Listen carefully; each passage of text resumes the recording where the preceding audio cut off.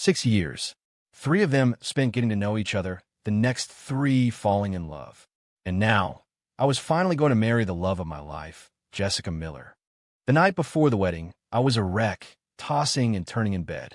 As I finally sat up, thinking a walk might clear my head, a few lines of text flickered into existence in my vision, like comments on a live stream. "Oh man, look at this simp, too excited to sleep. He has no idea the main character is about to crash his wedding tomorrow. Don't hate, guys. The dude's life is a tragedy.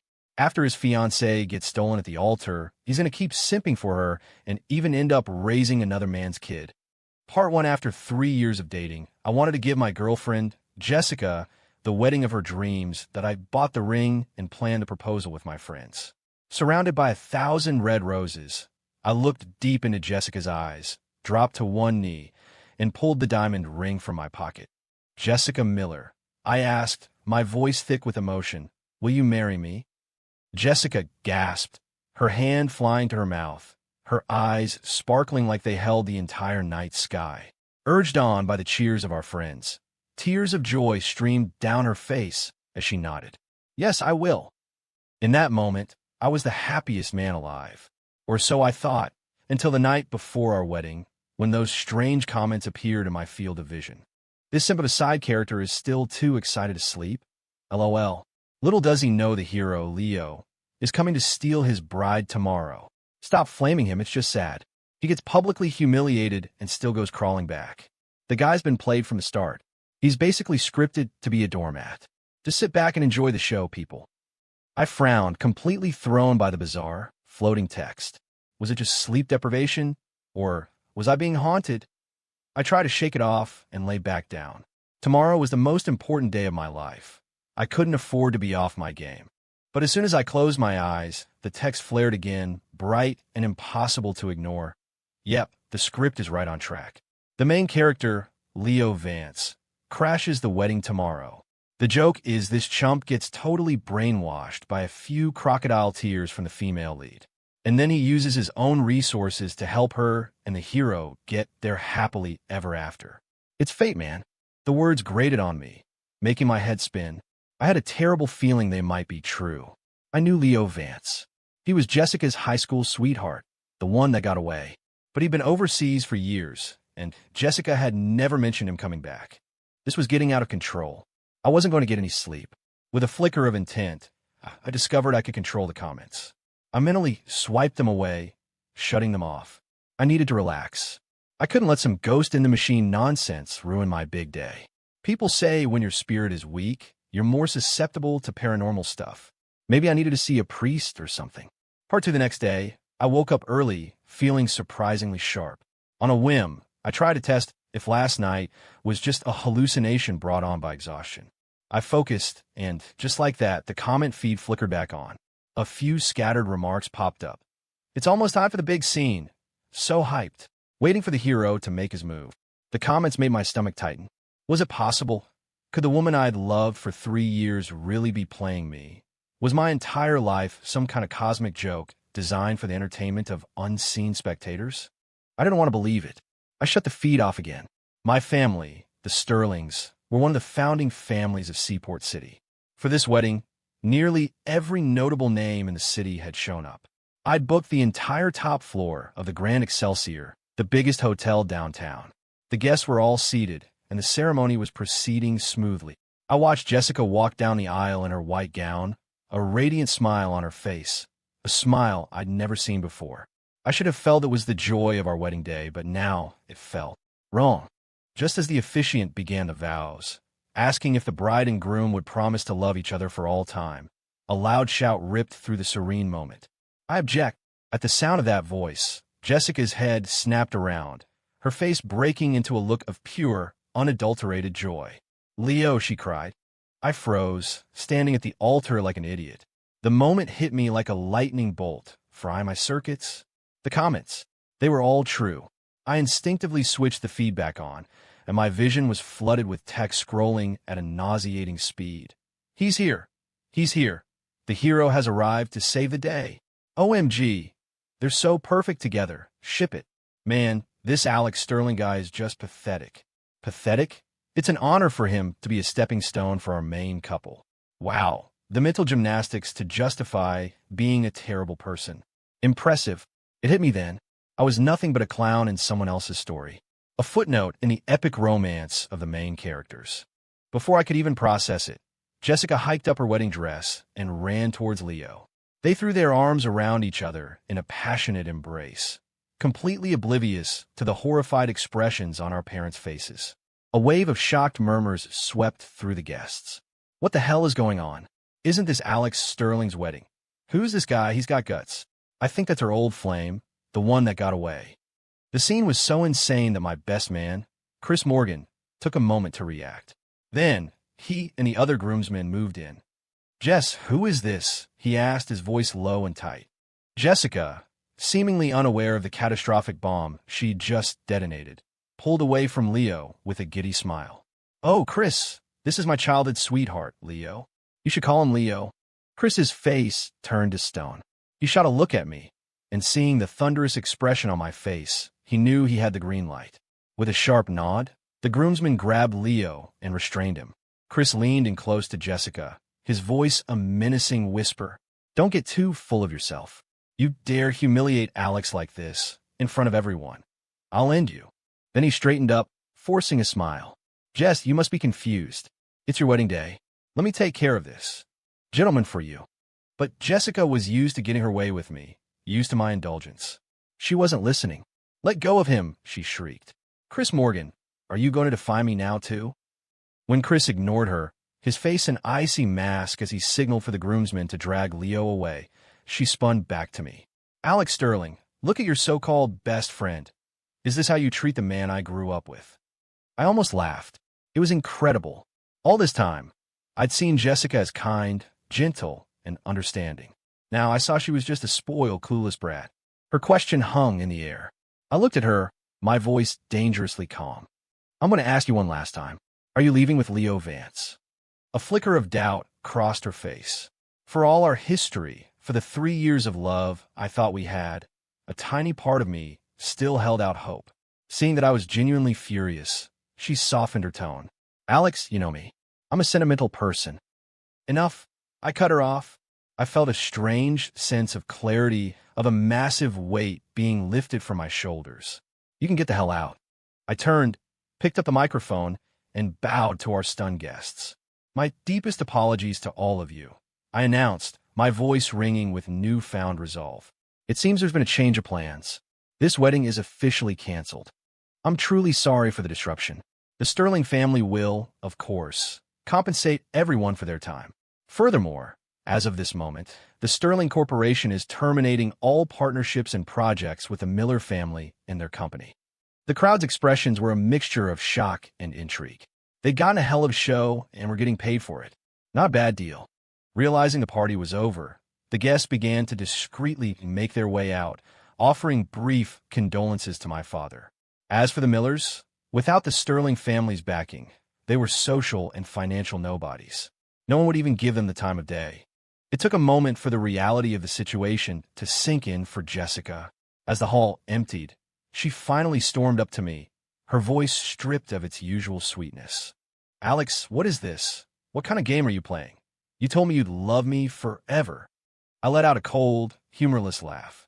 "And you have the audacity to say that to me? Do you think everyone is as clueless as you are?" You. She was speechless for a second, then doubled down. "Why are you being so sensitive? Leo and I are just friends.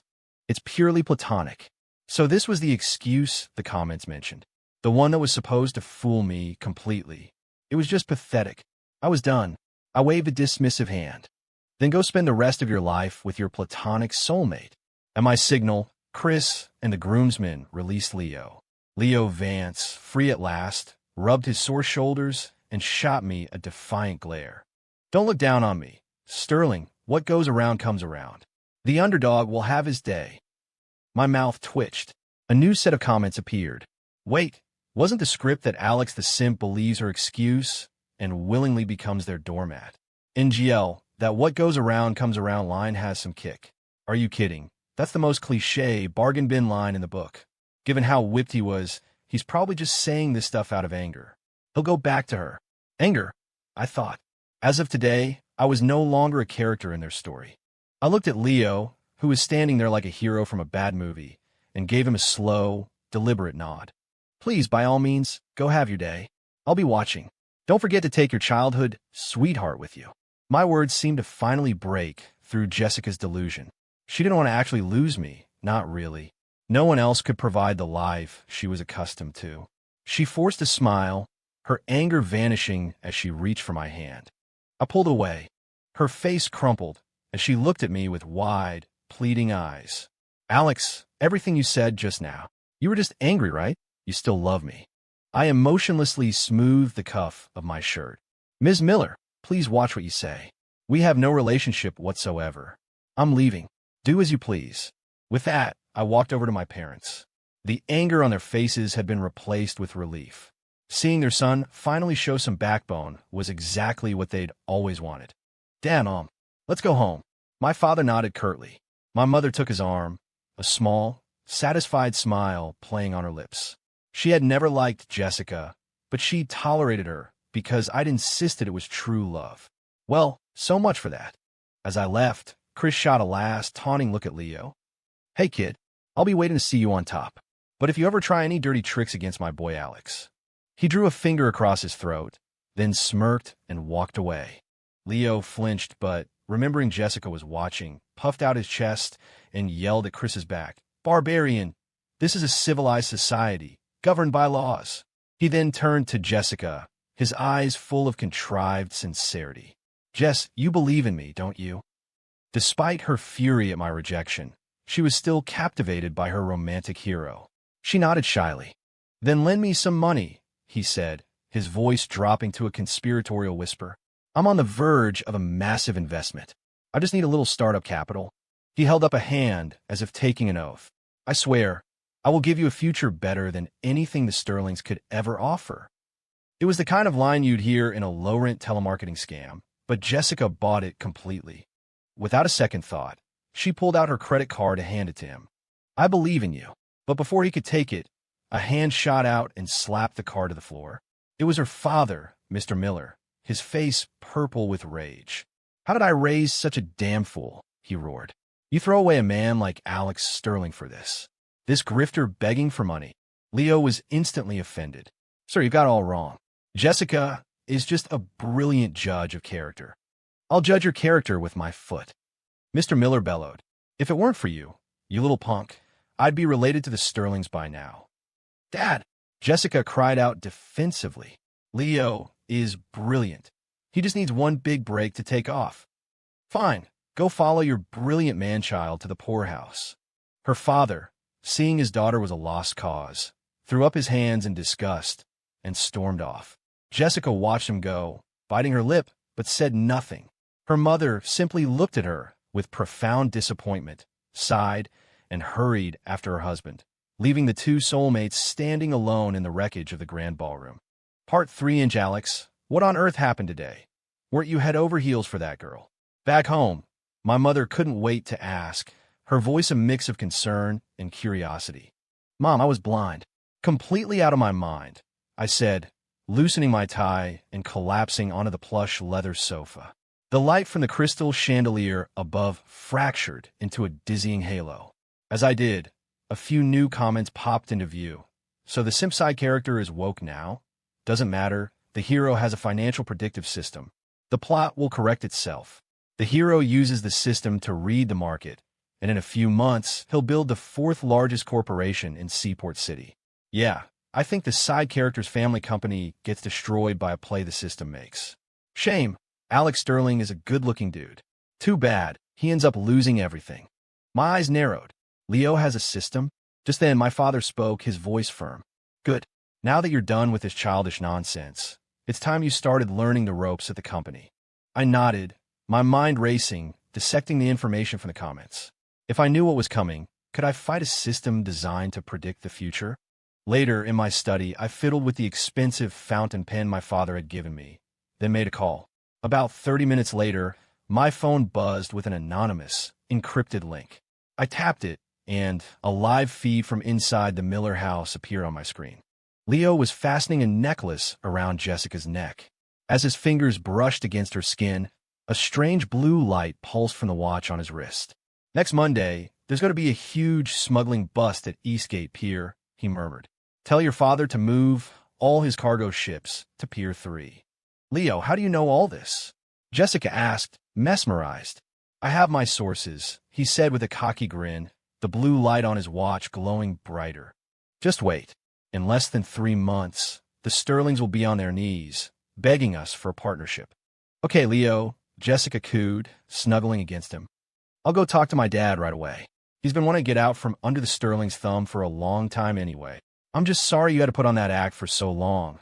All for the family's sake," Leo said, feigning sympathy. I watched with cold fascination as the comments went wild. And there's the system. Making its first move, the hero uses this to get ahead of so many business deals. Classic trope. Foreknowledge of government policy changes. Side characters should just give up. You can't fight a system like that. Can't fight it? I thought with a humorless smile. I opened my family's secure chat group and tagged my uncle, who was a director at the Port Authority. "Uncle, any big inspections planned at Eastgate Pier soon?" 3 minutes later, a reply popped up. "A surprise inspection is set for next Monday." "Why the sudden interest, Alex?" I toyed with my pen, a predatory smile on my face, and typed back. "Just heard the view from Pier 3 is especially nice this time of year. Maybe give it some extra attention." Part 4-inch mom. Why'd you wake me up so early? I stumbled downstairs, rubbing the sleep from my eyes and yawning, to find my mother perched elegantly on the sofa. The morning sun caught at her hair, revealing a few new strands of silver. She'd been stressed, running between home and the company. "You'll see," she said, her smile hiding a secret. The crystal earrings she wore danced as she shook her head.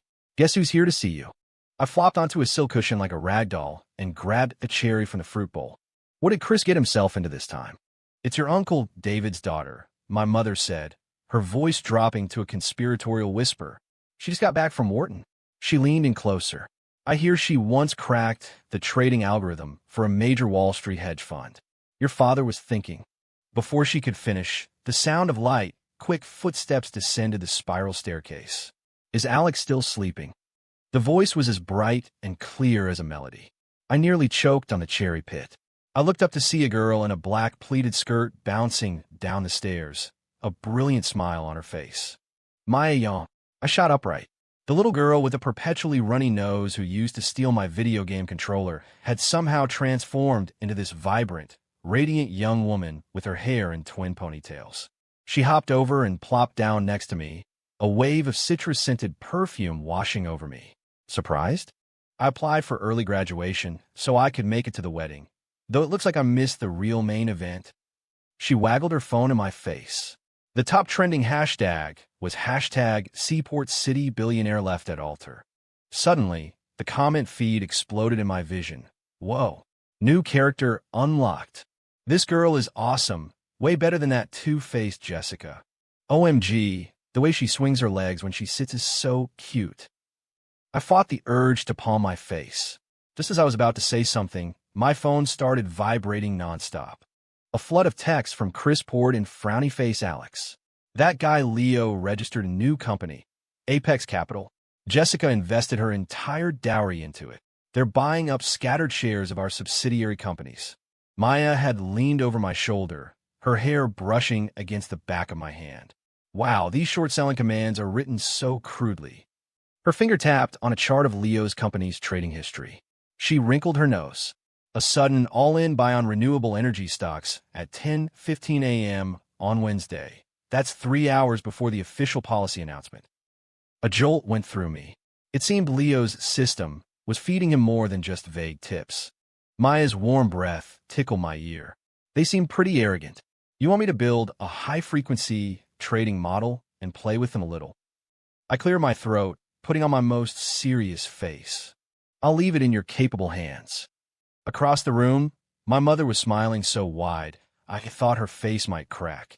Part 5 the next morning, I found Maya curled up on the cashmere rug in the living room, a laptop balanced on her knees. She was chewing on a strawberry-flavored lollipop, her fingers flying across the keyboard in a blur. The flickering stock charts on the screen danced in her eyes, making them glitter. I stood there for a moment, lost in a memory. A sunny afternoon, years ago. I was walking home when I saw a little girl crouched under a tree, staring intently at the ground. Curious, I walked over. "Hey, what are you doing?" "Shoo," she whispered, putting a finger to her lips before turning back to her task.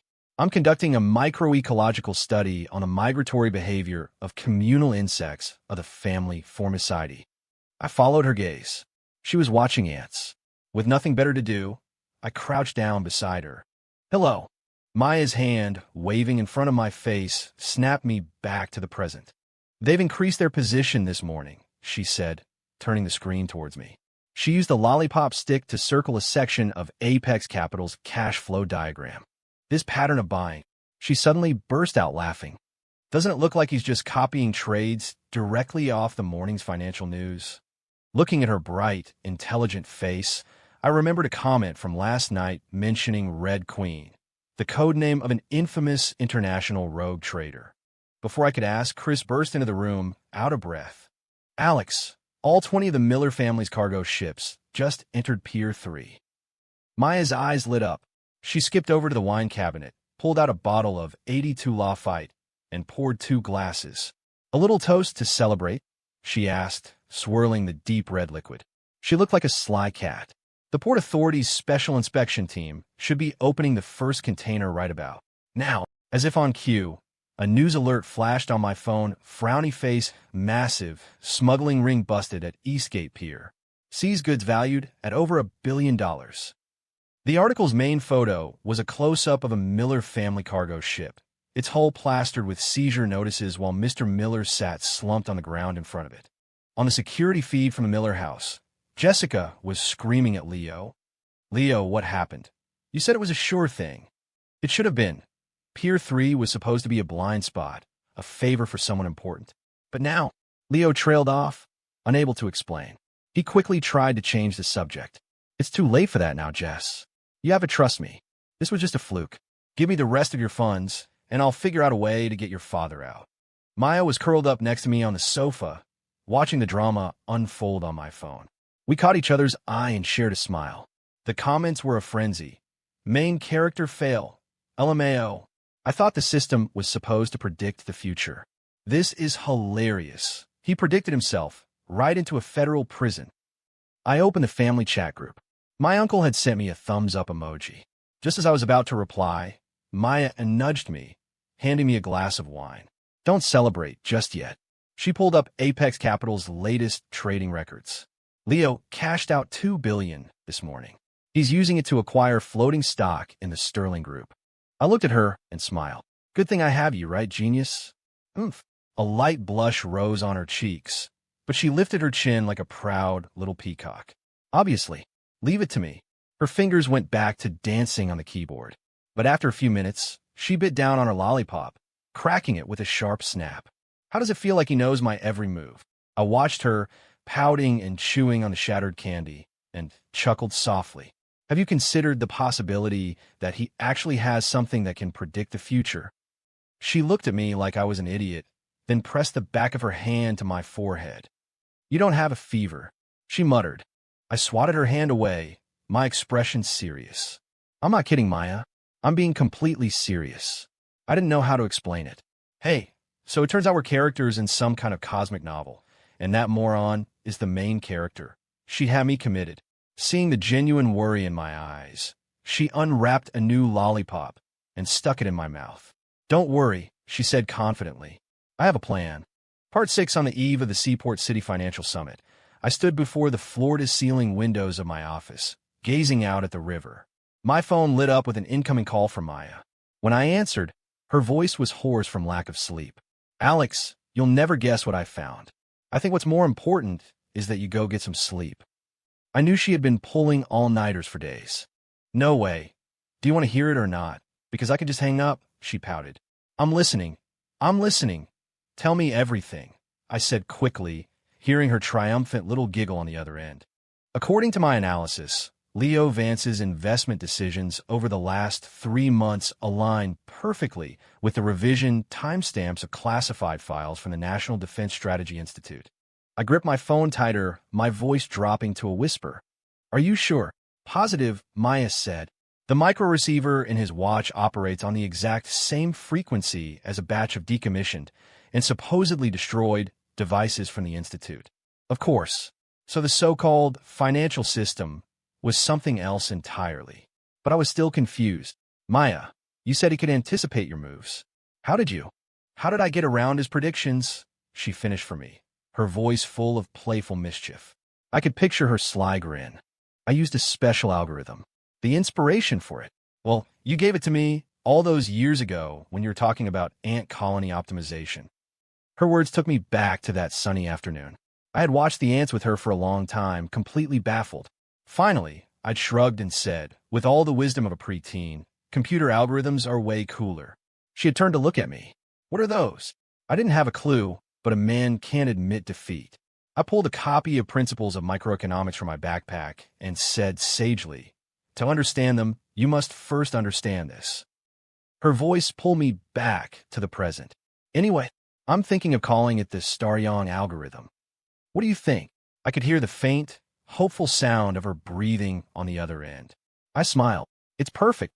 Part 7, the financial summit the next day. The heads of Seaport City's 3 most powerful families, including my father, were chatting amiably. I swirled a red wine in my glass, my eyes scanning the crowd. A small, familiar figure immediately caught my attention and darted over. Alex, stop looking around. I reached out and patted Maya's head. What do you want me to do then? Her eyes lit up with a mischievous spark. Teach me how to waltz. All right. I nodded, taking her hand and leading her to the dance floor. Behind us, I could hear our fathers laughing. David, looks like your daughter has her sights set on my boy, huh? Oh, please, Richard. Your Alex is just as smitten with my Maya. Well, it wasn't clear before, but it looks like we might be planning another wedding soon. I had just placed my hand on Maya's waist when the grand doors to the ballroom burst open. A disheveled Jessica, reeking of alcohol, stumbled in, followed closely by a frantic Leo, who was being swarmed by reporters. This is all your fault, Jessica shrieked, her finger jabbing at my face. Leo said if you hadn't messed with the future. My father slammed his wine glass down on the table, rising to his feet with a furious scowl. But Maya spun around, positioning herself in front of me. Hasn't Mr. Vance told you? She asked, holding up her phone, which was playing a video of Leo kneeling before what was clearly foreign intelligence agents. His ability to predict the future is actually stolen military AI. A collective gasp went through the room. At that moment, the large screen behind the stage flickered to life, displaying a detailed analysis of Leo's watch. It wasn't a financial system. It was a receiver for a stolen national defense predictive model. The comment feed went absolutely ballistic. Holy yes, he's a spy. So that's the underlying logic of his cheat ability? The author of this story is asking to be arrested. Jessica, run girl. This plot is insane. Take him away. Chris Morgan appeared, leading a team of federal agents into the room. Leo struggled as they pinned him, his face contorted in a mask of rage. It's a lie. It's all a slanderous lie. I have a high-tech system from the future. Every reporter in the room captured the moment. One particularly ambitious journalist shoved a microphone in his face. Mr. Vance, do you have any comment on your current situation? I'll comment on your mother. Leo roared, thrashing against his restraints. The reporters scrambled back into the crowd. Seeing it all fall apart, Jessica's eyes rolled back in her head, and she collapsed in a heap on the floor. It was all real. Leo had lied to her, and she had thrown everything away for him. I looked down at her, crumpled on the ground, her expensive hairdo now matted with tears. I vaguely remembered how she had looked 3 years ago, laughing on a carousel. Now, she was just a broken mess, muttering over and over, "It can't be. Leo wouldn't lie to me. It's all fake, it's fake." Just before the agents reached her, she scrambled to her feet and lunged at me, grabbing my hands and falling to her knees. Her face was a mess of tears and makeup. "Alex, I was wrong. I'm so sorry, Alex. I know you still love me. Let's get back together. We can get married tomorrow." I looked down at her, my eyes as cold and empty as a winter sky. The comments flickered one last time. This woman deserves zero sympathy. "Alex, don't you dare take her back. Knowing his original personality, it's hard to say. He probably doesn't know she's already pregnant with the hero's kid, right? Taking her back now would make him the ultimate chump. Under Maya's hopeful, expectant gaze, I sharply pulled my arm from Jessica's grasp. I smoothed my sleeve and spoke, my voice devoid of all emotion. Ms. Miller, I have no idea what you're talking about. Do I know you? Now that your father and your lover are both on their way to prison, I suggest you go join them. That final sentence seemed to be her death knell.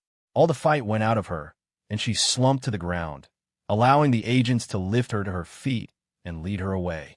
As the sound of sirens faded, Maya suddenly took my hand. She looked up at me, her long eyelashes fluttering. Alex, I think my blood sugar is a little low. I was about to call for a waiter, but she tightened her grip. Then she stood on her toes, and I felt the warm, soft press of her lips against mine. Did I just get kissed? A smattering of applause broke out around us. The sound of my father and her father clinking their glasses together was especially loud. A final line of golden text scrolled across my vision. Congratulations, host. You have successfully broken free from the plot's constraints. This viewing system will now uninstall. We recommend purchasing a viewing pass for the sequel, My Billionaire Husband's Unconditional Love. Maya buried her face in my chest, her voice muffled. It took you long enough to finally look at me. So her standoffishness back in high school. It wasn't because she disliked me. She'd been jealous. I wrapped my arms around the trembling girl in my embrace, and for the first time in a long time, I smiled a real, genuine smile. Part 8 3 months later, I saw Jessica on the street across from the federal detention center. She looked exhausted, her face gaunt, and her stomach was slightly rounded. When she saw me, her eyes lit up, and she hurried over. Noticing my gaze drop to her belly, she quickly covered it with her hands. It's not Leo's. It was that night I was drunk. I gave her a sidelong glance and walked right past her, heading towards Maya, who was just stepping out of a boutique. Jessica stumbled back and fell to the sidewalk, silent tears streaming down her pale face. You told me you'd love me forever, she whispered to the empty air. Maya linked her arm through mine, noticing the woman on the ground behind us. What's wrong with her? Should we call a doctor? I stroked her hair and smiled. Why don't you worry about when we're getting married instead? Her face instantly turned bright red. Who wants to marry you? Back at the office, she slapped a flash drive on my desk. Engraved on the back was the name Red Queen. It contained the code for the Star Young algorithm. A dowry, she said, her ears glowing red as she waved a document in her other hand. And don't get the wrong idea. This is just an equity transfer. It's not like I want to marry you or anything. Outside my window, new leaves were unfurling on the trees.